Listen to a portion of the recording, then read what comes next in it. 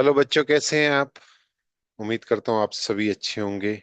अपने mummy papa का कहना मान रहे होंगे, अपने टीचर का कहना मान रहे होंगे और मैथमेटिक्स को बहुत अच्छे से कर रहे होंगे और बाकी सब्जेक्ट भी आप अच्छे से पढ़ रहे होंगे।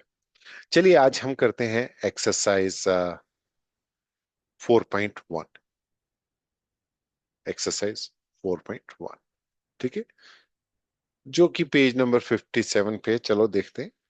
फर्स्ट क्वेश्चन है पेज नंबर 57 पे। मैं पढ़ देता हूँ क्वेश्चन को। The cost of the notebook, okay, the cost of a notebook, एक नोटबुक की जो कोस्ट है, is twice the cost of a pen, is twice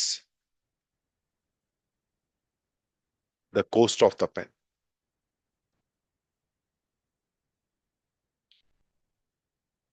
ठीक है, पेन की कोस्ट से डबल है।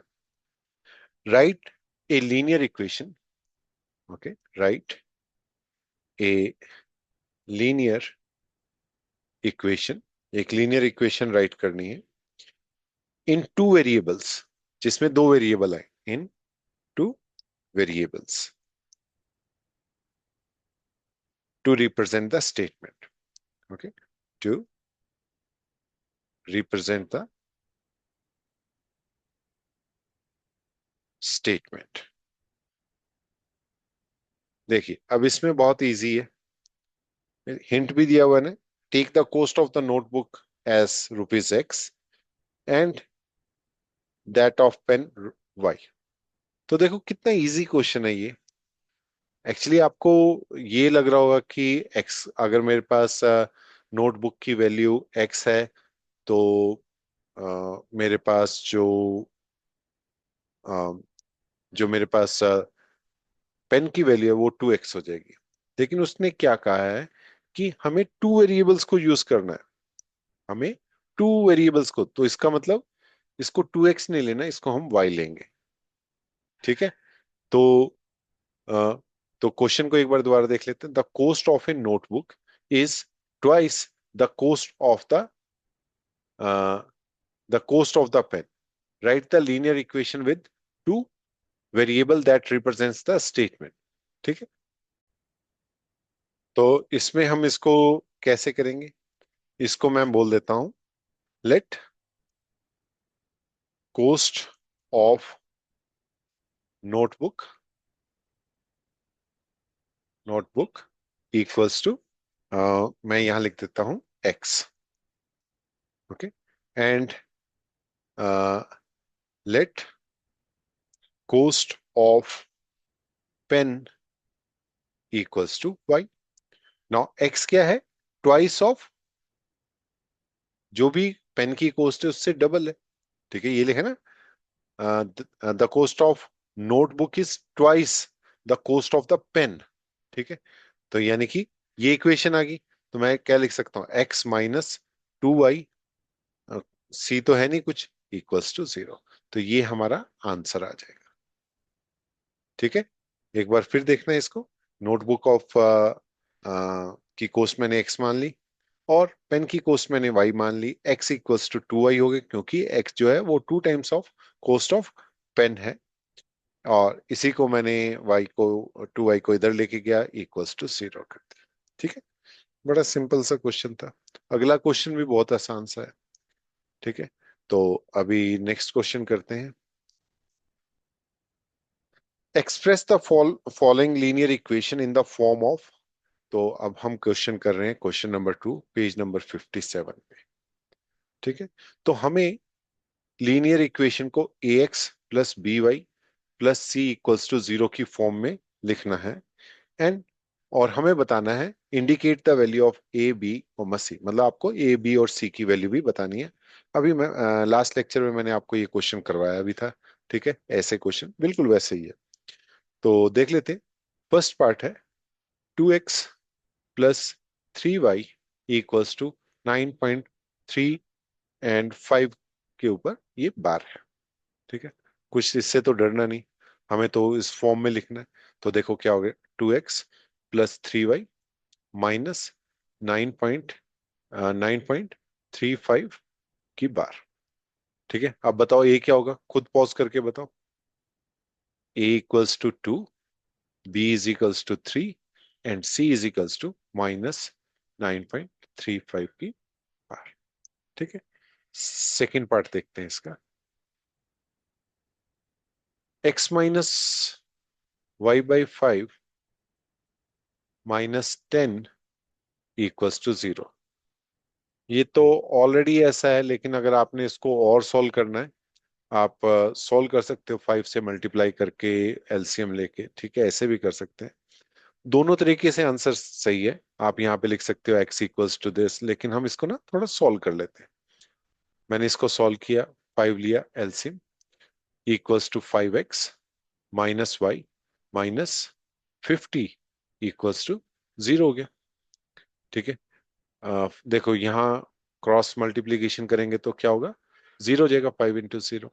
तो 5x -y -50 इक्वल्स टू 0। तो ये इक्वेशन आ गई। तो इस इक्वेशन में क्या आ जाएगा, a is equals to 5, b equals to -1 और c इक्वल्स टू -50। एक बार देख लेते हैं इसका आंसर। ठीक है, क्योंकि वो मल्टीपल आंसर्स हो सकते हैं, इसलिए थोड़ा वेरीफाई कर लेते हैं, आपके बुक के अकॉर्डिंग चलते हैं। तो इसने इसको सॉल्व नहीं किया, इसने इसको डायरेक्ट लिख दिया। देखो मैंने आपको बोला था ना, दोनों वैल्यूज हो सकती हैं। आप इसको सॉल्व भी कर सकते हैं, क्योंकि 0 से, या बुक में आपका क्या आंसर दिया हुआ है, a is equals to 1, b is equals to -1/5 and c is equals to -10। ठीक है, तो ये दोनों आंसर करेक्ट है। ठीक है, अब टीचर किस पे मार्क्स देगा वो डिपेंड करता है। अगर तो मैं बोलूंगा, देखिए आपके फंडामेंटल क्लियर होने चाहिए। जब भी आप कोई आंसर पे आर्ग्यू करते हैं कि ये आंसर करेक्ट है, तो आपको उसके पीछे एक रीजन देना पड़ेगा। मैं इसके पीछे एक रीजन दे रहा हूँ कि मैंने एलसीएम लिया और मैंने इसको देखो ax प्लस by+c की फॉर्म में ही लिखा है, इक्वल टू 0 की फॉर्म में। ये भी उसमें, तो दो आंसर्स आ सकते हैं इसके। ठीक है, तो आप दोनों आंसर लिख के आओ। ठीक है, आप लिखो कि दिस आंसर और दिस आंसर, ठीक, दोनों करेक्ट है। नेक्स्ट क्वेश्चन देखते हैं, third part, page 57। Okay, third part क्या है, माइनस, बहुत आसान आसान से क्वेश्चन है, देखो। +3y = 6, -2x +3y -6 = 0। तो a आ गया आपका -2, b आ गया 3 और c आ गया -6। ठीक है, तो ये इसका आंसर हो गया। फोर्थ है इसका, फोर्थ में क्या है, x = 3y, x -3y = 0। तो a क्या आ गया, 1, b आ गया -3 और c हो गया 0। देखिए मैं जल्दी कर रहा हूं इसलिए क्योंकि आपको दिख ही रहा होगा। ठीक है, फिर भी कोई दिक्कत है तो आप पूछ सकते हैं। 2x = -5, देखो बहुत easy easy question. 2x = -5y, तो इसको इधर लिखेंगे, 2x + 5y = 0। ठीक है, फंडामेंटल क्लियर होने चाहिए। क्वेश्चंस तो आपसे आराम से हो जाएंगे इसके, और वो कोई इतना ज्यादा टफ भी नहीं है ये टॉपिक। तो a = 2, b = 5, c = 0। ये +0 लिख सकता हूँ। ठीक, इसमें भी मैं +0 लिख सकता हूँ, अगर आपने एक्सप्लिसिटली बताना कि कांस्टेंट 0 है तो। नेक्स्ट है सिक्स्थ पार्ट, मैं यहाँ कर देता हूँ सिक्स्थ पार्ट। तो सिक्स्थ पार्ट क्या है, 2x = -5y। ठीक है, तो 2x + 5y = 0। तो इसमें क्या आ जाएगा, a = 2, b = 5 और c = 0। सेवंथ देखते हैं, y -2 = 0। तो इसमें मैं क्या लिख सकता हूँ, 0x + y -2 = 0। तो a = 0 आ गया, b = 1 आ गया और c = -2 आ गया। एट्थ देखते हैं, 5 इक्वल्स टू 2x, तो 5, 2x को इधर लेके गया, -2x plus 5 equals to 0, -2x plus 0y plus 5 equals to 0। तो इसमें a क्या आ गया, -2, b हो गया 0 और c हो गया 5। एक बार क्विकली चेक कर लेते हैं सारे आंसर्स।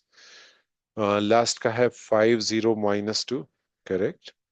उससे सेकंड लास्ट का -203, सॉरी सेवंथ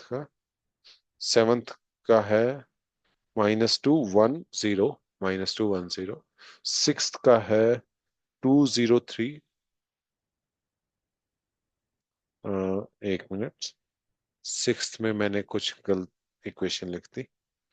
3x + 2, ये मैंने सिक्स क्वेश्चन कहाँ से ले लिया। 2x - 5y, अरे ये क्वेश्चन, ये फिफ्थ है, ओके। हाँ ओके, मैंने दो बार कर दिया ये, सॉरी। सिक्स क्वेश्चन मैं यहाँ कर देता हूँ दोबारा, ये रिपीट कर दिया मैंने। तो सिक्स क्वेश्चन क्या है, 3x + 2 = 0।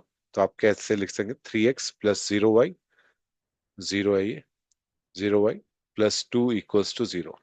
तो इसमें a = 3, b = 0 और c = 2 आ जाएगा। ठीक है, फिफ्थ का आंसर है हमारा 250, 250। फिर फोर्थ का है 1 - 3, 1 - 3, 0। ठीक है, इससे पहले वाले भी देख लेते हैं। ये फोर्थ थर्ड है, -2 3 -6, -2 3 -6, करेक्ट। और उससे पहले वाले तो हमने देख लिए थे। ठीक है, तो ये हमारी एक्सरसाइज 4.1 यहाँ पे फिनिश होती है। ठीक है, उम्मीद करता हूँ आपको समझ आई होगी, बहुत इजी है। ठीक है, स्टेप बाय स्टेप इसको देखो। फिर मिलते हैं हम नेक्स्ट लेक्चर में, जहां हम पढ़ेंगे solution of the linear equation with two variables. अपना ध्यान रखें, मम्मी पापा की बात माने, टीचर की बात माने और मैथ की प्रैक्टिस करें। Bye bye.